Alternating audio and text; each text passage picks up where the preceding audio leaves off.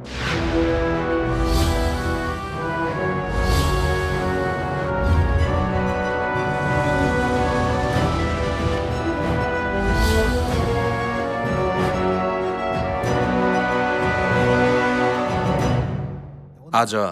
यहाँहरूसँगै अध्ययन गर्ने परमेश्वरको वचनको शीर्षक छ इन्साफ, नरक र स्वर्ग।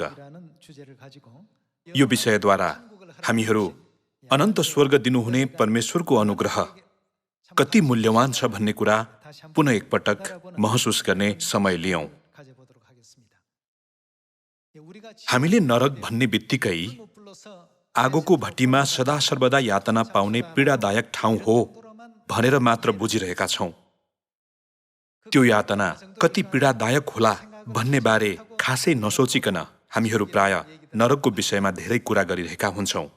नरक कति पीडादायक ठाउँ हो भन्ने बारे बुझेर त्यस्तो पीडादायक नरकबाट हामीलाई मुक्त गराउनुभएका परमेश्वरको अनुग्रह कति महान छ भन्ने कुरालाई यो समयमा पुनः एकपटक महसुस गर्ने यहाँहरू र म हुन सकौं भन्ने चाहन्छु। यहाँहरूलाई एउटा सियोनको सुगन्ध पढेर सुनाउन चाहन्छु। हालसालै मैले जटिल क्षेत्रीय पीडा विकार CRPS सम्बन्धी एउटा वृत्तचित्र हेरेको थिएँ। उक्त वृत्तचित्रद्वारा इन्साफको समयमा पाप गरेका आत्माहरूले आगो र गन्धक दन्कने कुण्डमा फ्याँकिएर भोग्ने पीडा कति भयानक हुन्छ होला भन्ने कुरा महसुस गर्न र सोच्न पुगेँ।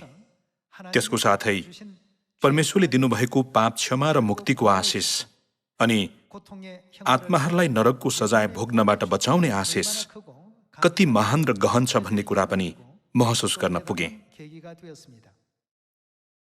जटिल क्षेत्रीय पीडा विकार CRPS चाहिँ चोट लागेको ठाउँ वरिपरि चरम पीडा हुने अनि मानिसलाई सबैभन्दा पीडा दिने एक असाध्य रोग हो।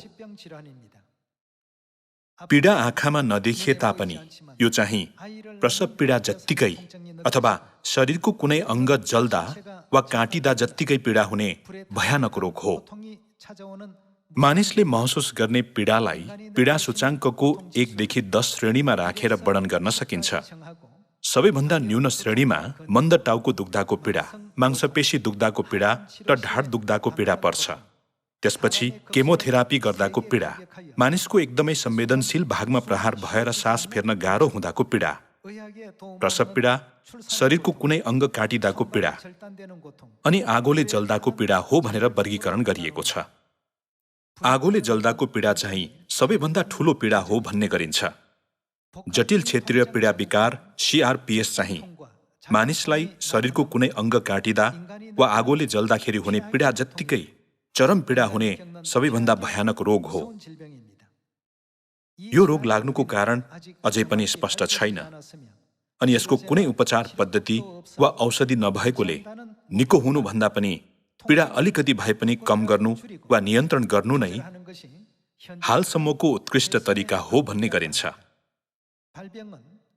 यो रोग चाहिँ दैनिक जीवनयापनमा सवारी दुर्घटनाका कारण, बाहिरी आघातले नसामा क्षति पुग्दा अथवा खुट्टा मर्किदाको पीडाले स्नायु प्रणालीमा समस्या हुँदा देखा पर्न सक्छ। यो चाहिँ जुनसुकै समयमा जसलाई पनि हुन सक्छ।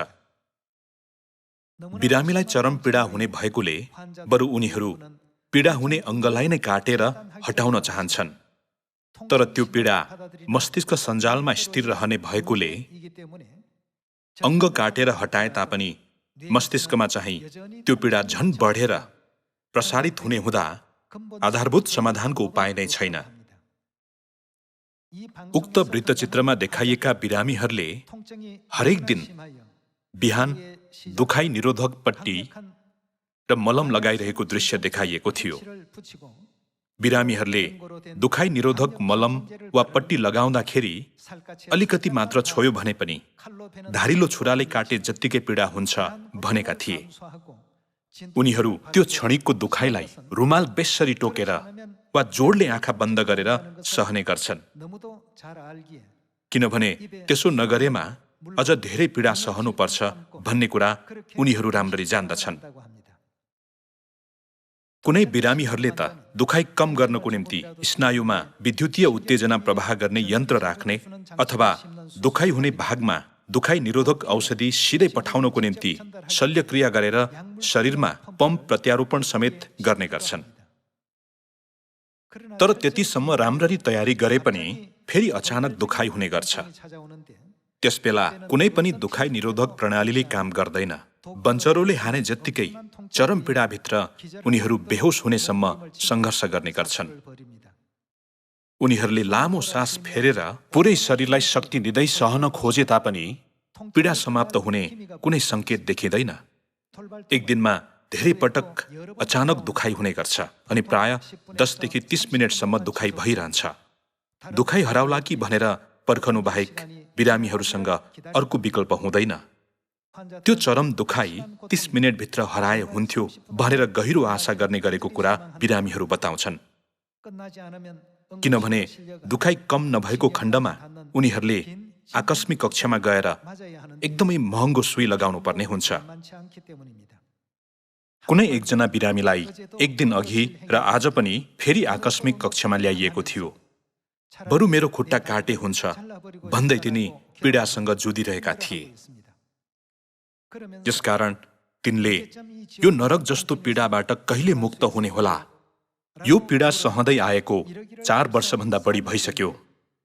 तर ठिक हुनुको सट्टा यो झन्झन खराब हुँदै गइरहेको छ।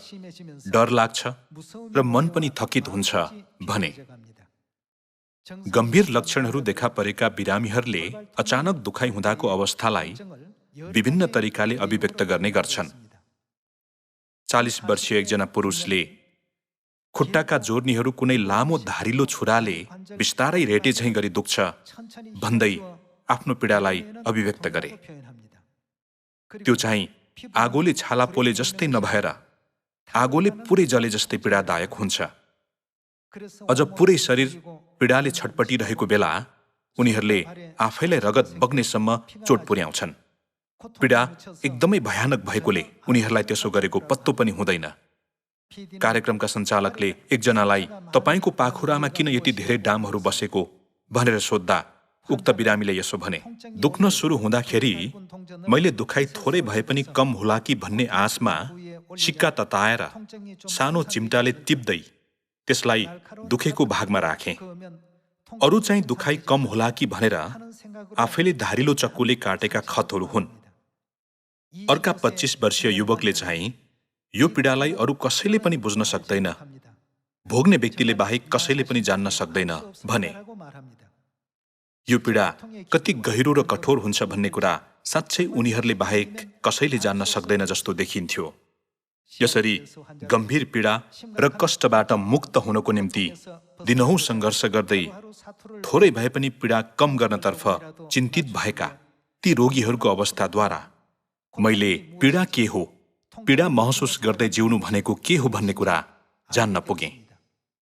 यी कुराहरूद्वारा स्वर्गमा अक्षम्य पाप गरेर नरकको कहिल्यै ननिभ्ने आगोको दण्ड पाउन योग्यको मैले आफ्नो विषयमा गहिरो गरी सोचे।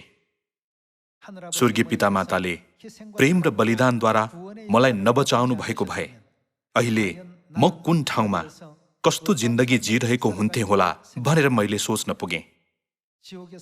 नरकमा आत्मिक CRPS रोगीको रूपमा अकल्पनीय पीडा भोग्दै जिउने कुरालाई सोच्दा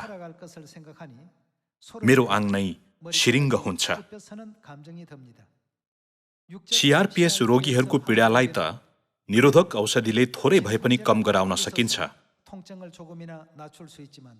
तर धनी मानिसको दृष्टान्तद्वारा जान्न सकिए जस्तै नरक गएकाहरूले एक थोपा पानी पनि पाउन सम्भव हुँदैन।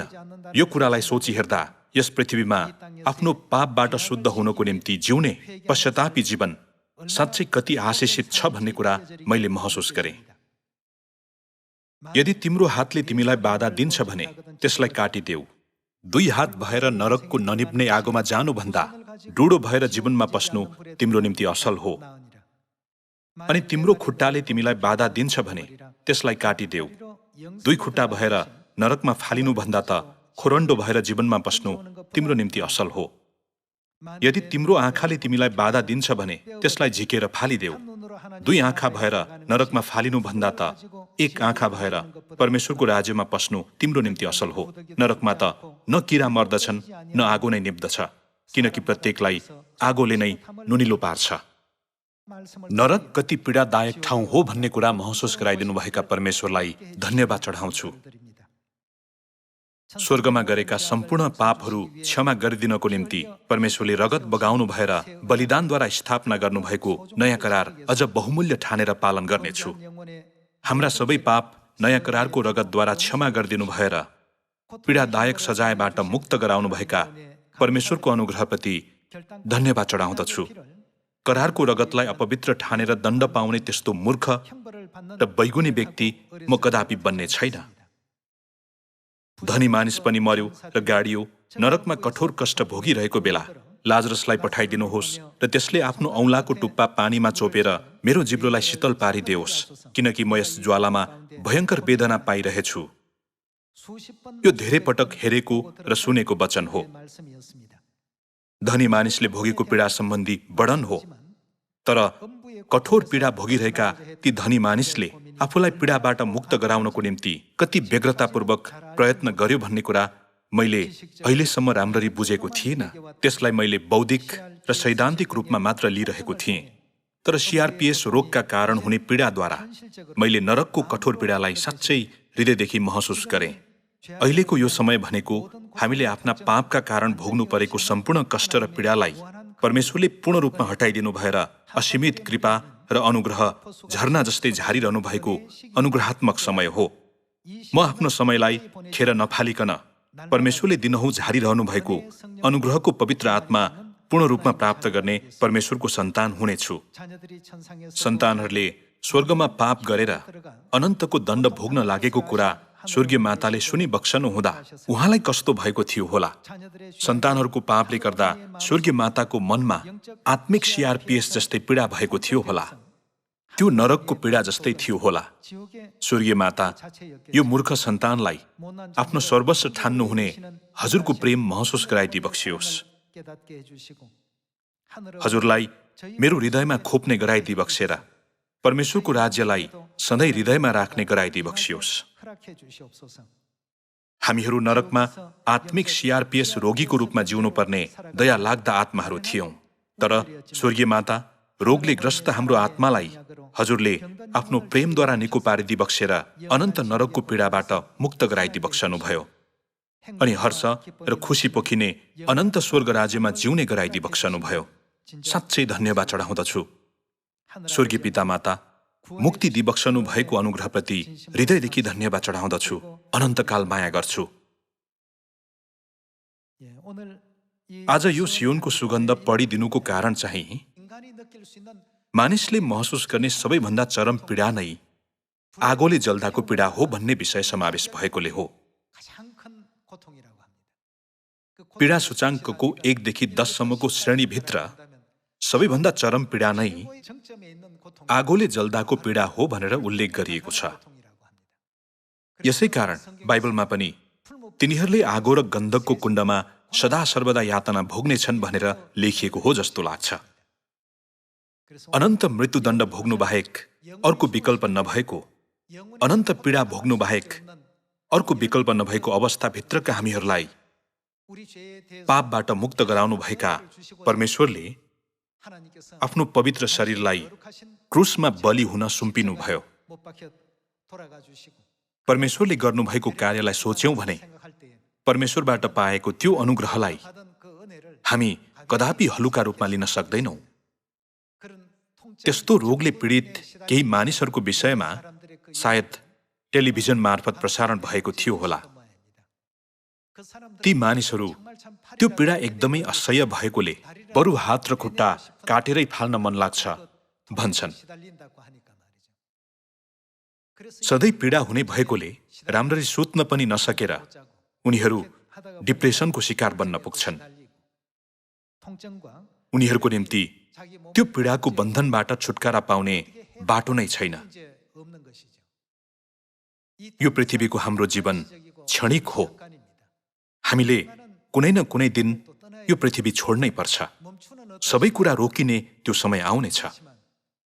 तर नरकको पीडा चाहिँ नि त, त्यसलाई यो पृथ्वीको सीआरपीएस पीडासँग तुलना नै गर्न सकिँदैन। नरकको पीडाको कहिल्यै अन्त्य हुँदैन। दाजुभाइ तथा दिदीबहिनीहरू, यी कुराहरूलाई सोच्ने हो भने परमेश्वरले हामीलाई प्रदान गर्नुभएको यो मुक्तिलाई महत्त्वहीन भन्न सकिन्छ र यो मुक्तिको मूल्यलाई उपेक्षा गर्न सकिन्छ र?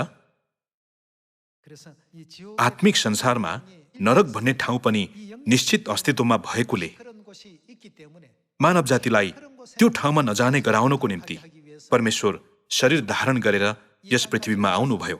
अनि उहाँले सृष्टिका थोकहरूबाट गिल्ला र सतावट पाउनु भए तापनि अझ एक आत्मा भए पनि बचाउनको निम्ति यो सत्यताको वचन सुनाउनु भयो नि, होइन र? हामी मत्ती 7:21 को वचन हेरौं। मलाई प्रभु प्रभु भन्ने सबै स्वर्गको राज्यमा प्रवेश गर्ने छैनन् भन्नुभएको छ। स्वर्ग प्रवेश गर्न सकिएन भने कहाँ गइन्छ होला? अनन्त नरक बाहेक अर्को ठाउँ छैन। मानव जातिको मृत्युपछि निश्चय नै इन्साफ हुनेछ भनेर परमेश्वरले भन्नुभएको छ। त्यो इन्साफ नै स्वर्ग पठाउने कि नरक पठाउने भनेर छुट्याउने चौडाहा बन्नेछ। परमेश्वरको इच्छा के हो भन्ने कुरालाई दिनदिनै महसुस गर्दै उहाँको इच्छा अनुसार जिउन प्रयत्न गर्नु नै अनन्त स्वर्गतर्फको बाटो भएकोले हामीले त्यस्तो जीवन अनिवार्य जिउनु परेन र? सीआरपीएस पीडाको अनुभव नगरेका मानिसहरूलाई त्यसबारे जतिसुकै बताए तापनि उनीहरूले बुझ्न सक्दैनन्। यसै कारण एकजना व्यक्तिले अन्तर्वार्तामा मेरो पीडा मैले बाहेक अरू कसैले पनि बुझ्न सक्दैन भनेका थिए। त्यो कति कष्टप्रद हुन्छ भन्ने कुरा वरिपरि रहेका उनका बुबा आमा वा भाइ बहिनीहरूलाई पनि थाहा हुँदैन। ऊ पीडामा छ भनेर उनीहरूले देखिरहेका त हुन्छन्, तर त्यो पीडा उनीहरू आफैले प्रत्यक्ष अनुभव नगरेकाले त्यो पीडाको विषयमा एकपटक दुईपटक गर्दै लगातार सुनायो भने उनीहरूले पछि दिक्क मानेर सुन्नै नचाहने अवस्था समेत हुन्छ। यसै कारण परमेश्वर हामीलाई स्वर्ग दिनको निम्ति, स्वर्ग जाने बाटो सिकाउनको निम्ति शरीर धारण गरेर यस पृथ्वीमा आउनु भएको होइन र? परमेश्वरले यसो भन्नुभयो, मलाई प्रभु प्रभु भन्ने सबै स्वर्गको राज्यमा प्रवेश गर्ने छैनन्। स्वर्गमा हुनुहुने मेरा पिताको इच्छा पालन गर्ने मानिस मात्र परमेश्वरको राज्यमा प्रवेश गर्नेछ। पद 22 मा हेर्ने हो भने, त्यो दिन धेरैले मलाई भन्नेछन्, प्रभु प्रभु, के हामीले तपाईँको नाउँमा अगमबाणी बोलेनौ? तपाईँको नाउँमा भूतहरू धपाएनौ? र तपाईँको नाउँमा अनेक शक्तिशाली काम गरेनौ र? अनि म तिनीहरूलाई सफासँग भन्नेछु, मैले तिमीहरूलाई कहिल्यै चिनेको छैन। ए अधर्म काम गर्नेहरू हो, मबाट दूर हो। येशूज्यू रहनु भएको ठाउँ नै स्वर्ग भएकोले यदि उहाँले तिनीहरूलाई त्यो ठाउँमा प्रवेश गर्न योग्यका छैनौ भन्नुभयो भने तिनीहरू जाने ठाउँ कहाँ बाहेक छैन त? नरकमा सदा सर्वदा कष्ट र पीडा भोग्नुपर्ने कुरालाई हामीले सोचेका छौँ भने स्वर्गको मूल्यलाई एकदमै सानो ठान्ने र नरकबाट मुक्त गराउनु भएका परमेश्वरको अनुग्रहलाई एकदमै मूल्यहीन ठानेर त्यसको उपेक्षा गर्ने मूर्खता कदापि गर्नु हुँदैन। हाम्रा पितामाता स्वर्गको महिमा र सिंहासनलाई त्याग्नु भएर केवल आफ्ना सन्तानहरूलाई त्यस्तो पीडादायक नरकबाट बचाउने दृढ सङ्कल्प साथ यस पृथ्वीमा आउनुभयो। हाम्रो जीवन क्षणिक र एकदमै छोटो छ। परमेश्वरले मानिसको आयु त 70 वर्ष मात्र हो, बलले भ्यायो भने 80 पुग्ला भन्ने वचन दिनुभएको छ। त्यो पनि 10 वर्ष, 20 वर्ष र 30 वर्ष गरेर एकदमै चाँडै आँखाको एक निमेषमै बितेर जान्छ। यो नै हाम्रो जीवन हो।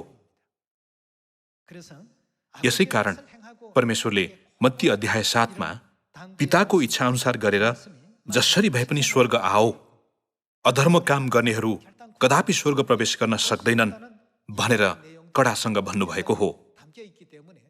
तसर्थ परमेश्वरले हामी मानव जातिको मुक्तिको निम्ति दिनुभएको नयाँ करारको सत्यता पालन गर्दै अनन्त स्वर्ग राज्यतर्फको बाटो हिँड्न सक्ने हामीहरू हुनुपर्छ। येशूज्यू स्वयंले दिनुभएको स्वर्ग र नरक सम्बन्धी एउटा दृष्टान्तको वचन हेरौं। लुका 16:19 एकजना धनी मानिस थियो जो बहुमूल्य वस्त्र र मिहिन मलमल लगाएर दिनहुँ मोज मजामा बस्दथ्यो। उसको ढोकामा लाजरस नाउँको एकजना गरिब मानिसलाई ल्याएर राखिदिन्थे। त्यो घावै घाउले भरिएको थियो। त्यस धनी मानिसको टेबिलबाट झरेका टुक्रा टाक्री खाएर लाजरसले आफ्नो पेट भर्ने इच्छा गर्थ्यो। कुकुरहरूले पनि आएर त्यसका घाउहरू चाट्थे। त्यो गरिब मानिस मर्यो र स्वर्गदूतहरूले त्यसलाई लगेर अब्राहमको साथमा राखे। त्यो धनी मानिस पनि मर्यो र गाडियो। नरकमा कठोर कष्ट भोगिरहेको बेला उसले नजर उठाएर हेर्यो र टाढामा अब्राहम र उनको साथमा लाजरसलाई देख्यो। अनि उसले कराएर भन्यो, हे पिता अब्राहम, म माथि दया गरेर लाजरसलाई पठाइदिनुहोस् र त्यसले आफ्नो औँलाको टुप्पा पानीमा चोपेर मेरो जिब्रोलाई शीतल पारिदेओस्, किनकि म यस ज्वालामा भयङ्कर वेदना पाइरहेछु। मैले एकछिन अघि बताए जस्तै भनिन्छ, मानिसले महसुस गर्ने पीडाहरू मध्ये सबैभन्दा चरम पीडा नै आगोले जल्दाको पीडा हो। नरक गएको धनी मानिस सम्बन्धी विषयद्वारा येशूले नरकमा भोगिने पीडा चाहिँ यो पृथ्वीको कुनै पीडासँग पनि तुलना गर्न नसकिने चरम पीडा हो भनेर वर्णन गरिदिनुभयो। 25को वचन लगातार हेरौं। तर अब्राहमले भने, छोरो, याद गर, तैले आफ्नो जीवनकालमा असल असल कुराहरू भोग गरिस् र त्यसै गरी लाजरसले दुखै दुःख भोग्यो। त्यो अब यहाँ आराममा छ र त चाहिँ कष्टमा छस्। यी सबै कुरा बाहेक यहाँबाट त कहाँ पारी जान खोज्नेहरू जान नसकुन् र त्यहाँबाट यहाँ हामी कहाँ वारी आउन पनि नसकुन् भनेर हामीहरू र तिमीहरूका बीचमा एउटा अति गहिरो धाँधो छ। उसले भन्यो, पिता, यसै कारण म तपाईलाई बिन्ती गर्दछु, तपाईले त्यसलाई मेरा बाबुको घरमा पठाइदिनुहोस्, किनभने मेरा 5 भाइ छन् र त्यसले तिनीहरूलाई चेतावनी देओस्, नत्र त तिनीहरू पनि यस कष्टको ठाउँमा आउलान्। त्यो धनी मानिसले अरूहरूबाट स्वर्ग र नरकको विषयमा धेरै सुनेको भए पनि त्यतिन्जेल साँच्चै त्यस्तो संसार पनि छ र भनेर व्यवस्था गरिरहेको भए पनि मृत्यु भोगेर त्यहाँ जाँदा त साँच्चै उसले औँलाको टुप्पा पानीमा चोपेर मेरो जिब्रोलाई शीतल पारिदेओस् भनेर एक थोपा पानीको निम्ति बिन्ती गर्यो। नरकमा अलिकति पनि आराम पाउन सकिँदैन भन्ने अर्थ होइन र? दाजुभाइ तथा दिदीबहिनीहरू, परमेश्वरले हामीलाई यस्तो ठाउँबाट छुटकारा गराउनुभयो। नरक यस्तो ठाउँ भएकोले परमेश्वरले यस पृथ्वीमा आउनु भएर परमेश्वरलाई विश्वास गर, परमेश्वरलाई विश्वास गर भनेर बारम्बार भन्नुभएको हो नि, होइन र? पद 29 मा लगातार हेरौं। तर अब्राहमले भने, तिनीहरूका साथमा मोसा र अगमवक्ताहरूका पुस्तक छन्, तिनीहरूले ती सुनुन्। तर उसले भन्यो, होइन पिता अब्राहम, मरेकाबाट कोही एकजना तिनीहरू कहाँ गयो भने त तिनीहरूले पश्चाताप गर्नेछन्। उसले मरेकाबाट कोही फेरि जीवित भएर तिनीहरू कहाँ गई स्वर्ग र नरक साँच्चै अस्तित्वमा रहेछ, यातना पाउने नरकमा जानु हुँदैन भनेर मृत्यु भोगेका तिमीहरूका दाइले तिमीहरूलाई जसरी भए पनि सुनाइदिनु भनेका छन्, भनिदियो भने तिनीहरूले पक्कै विश्वास गर्नेछन् भन्ठान्यो। तर त्यसो गरे तापनि तिनीहरूले विश्वास गर्ने छैनन् भनेर परमेश्वरले भन्नुभयो। पद 31 मा हेरौं। उनले उसलाई भने, मोसा र अगमवक्ताहरूका कुरा तिनीहरूले सुन्दैनन् भने मृतकहरूबाट कोही जीवित भए पनि तिनीहरूले विश्वास गर्ने छैनन्। दाजुभाइ तथा दिदीबहिनीहरू, 2000 वर्ष अघि येशूले यस पृथ्वीमा आउनु भएर यस्तो पीडादायक नरक अस्तित्वमा छ अनि परमेश्वरको साथमा राखिएर सान्त्वना पाउने अनन्त स्वर्ग अस्तित्वमा छ भन्ने वास्तविकता हामी सन्तानहरूलाई बोध गराइदिनु भयो। परमेश्वरले तोकिदिनु भएको यस पृथ्वीको जीवन समाप्त भयो भने जो कोही पनि उहाँबाट फिर्ता बोलाइनेछ। फिर्ता बोलाइएको त्यो दिनमा अनन्त नरक जाने कि अनन्त स्वर्ग जाने भन्ने कुराको निर्णय हुनेछ। हामीहरू सबैजना अनन्त स्वर्ग जानुपर्छ नि। हामीहरू अनन्त स्वर्ग प्रवेश गर्नको निम्ति अहिले आराधना गर्दै, प्रार्थना गर्दै परमेश्वरसँग पाप क्षमाको निम्ति बिन्ती गरिरहेका छौं।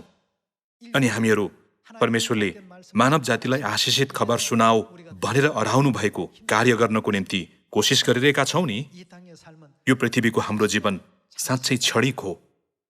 अत्यन्तै चाँडै बितिजाने समयभित्र हामीलाई प्रेम गर्नु भएर अनन्त स्वर्ग र मुक्ति दिनुभएका पिता परमेश्वर र माता परमेश्वरलाई अनन्त महिमा र धन्यवाद चढाउँदछु। हामी प्रकाश 20को 10 मा उल्लेखित वचन लगातार हेरौं। तिनीहरूलाई बहकाउने त्यो दियाबलस आगो र गन्धकको कुण्डमा फालियो जहाँ त्यो पशु र झुटो अगमवक्ता पनि थिए, त्यहाँ तिनीहरूले दिनरात कहिलेसम्म त सदा सर्वदै यातना भोग्नेछन् भनिएको छ।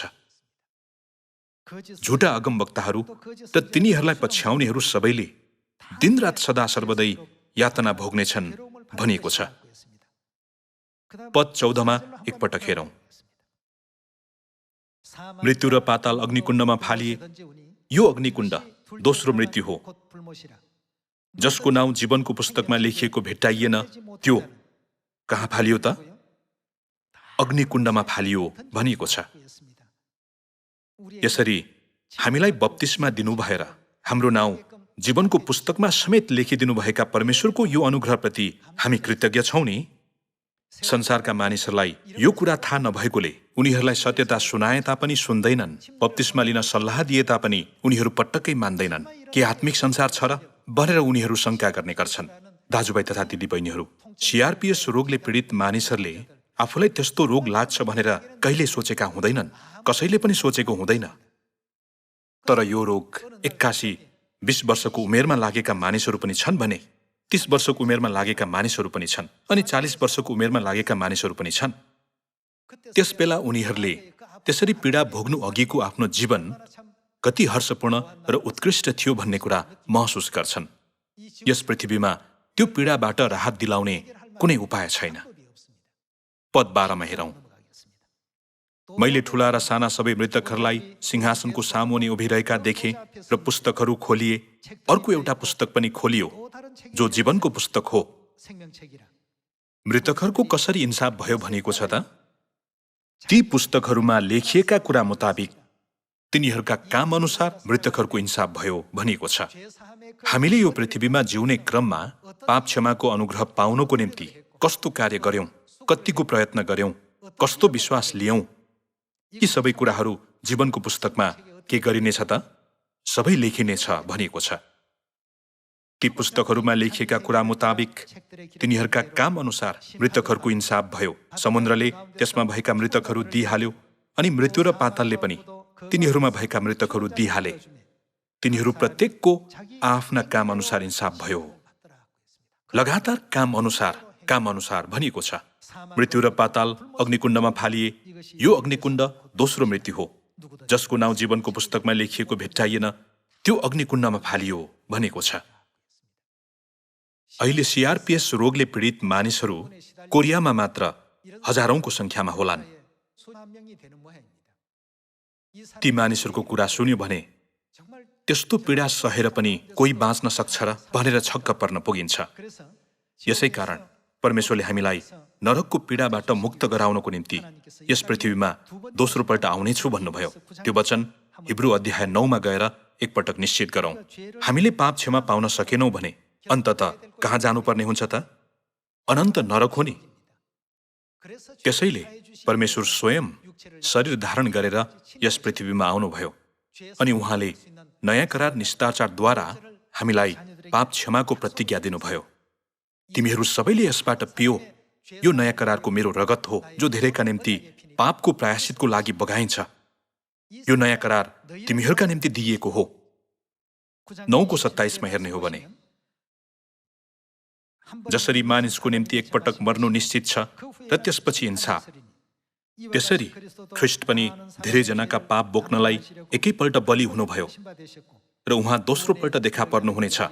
पाप बोक्नका निम्ति होइन, तर उत्सुकतापूर्वक उहाँको प्रतीक्षा गर्नेहरूका उद्धारको निम्ति। परमेश्वर पहिलो पल्ट यो पृथ्वीमा आउनुहुँदा इस्राएलीहरूले उहाँप्रति कस्तो व्यवहार गरे त? उहाँलाई देख्दै पछि उहाँको गिल्ला गरे। उहाँले कुनै शिक्षा दिनुहुँदा सधैँ त्यसको खण्डन गरे। तिनीहरूले उहाँमाथि 2 जना डाकुहरूले भन्दा पनि दुष्ट काम गरेको अभियोग लगाए।